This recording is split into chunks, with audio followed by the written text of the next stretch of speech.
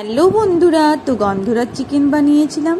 তো সেটা কিভাবে করেছিলাম সেটাই তোমাদের সাথে শেয়ার করছি।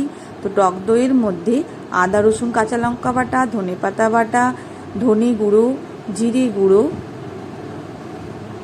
গোলমরিচের গুঁড়ো দিয়ে ভালো করে এটাকে ফেটিয়ে নিতে হবে।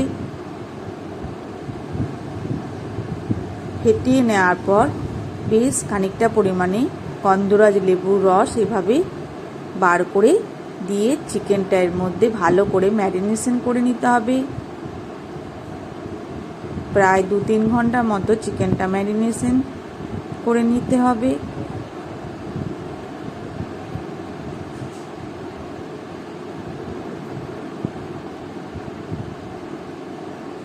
এরপর কড়াইয়ে সাদা তেল গরম করে গোটা জিরে ফোড়ন দিতে হবে।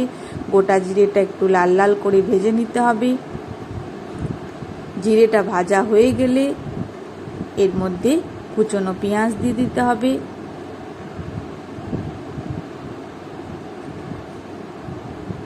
পেঁয়াজটা লাল লাল করে ভেজে নিতে হবে। লাল লাল করে ভাজা হয়ে গেলে এর মধ্যে টমেটো কুচি, কাঁচা লঙ্কা কুচি দিয়ে দিতে হবে।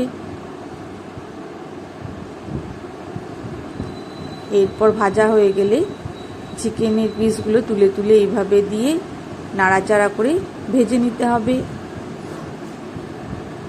চিকেনের পিসগুলো ভালো করে এইভাবে ভেজে নেওয়ার পর ম্যারিনেশনের মশলাটা দিয়ে দিতে হবে।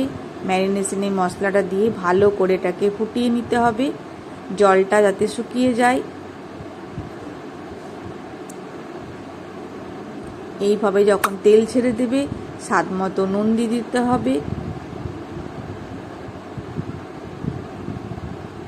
স্বাদ মতো নুন দেওয়ার পর বেশ খানিকক্ষণ নাড়াচাড়া করে নিতে হবে। তারপরে চিকেন দেখুন সিদ্ধ হয়ে গেছে, তাই কাসুরি মেথি দিয়ে দিলাম।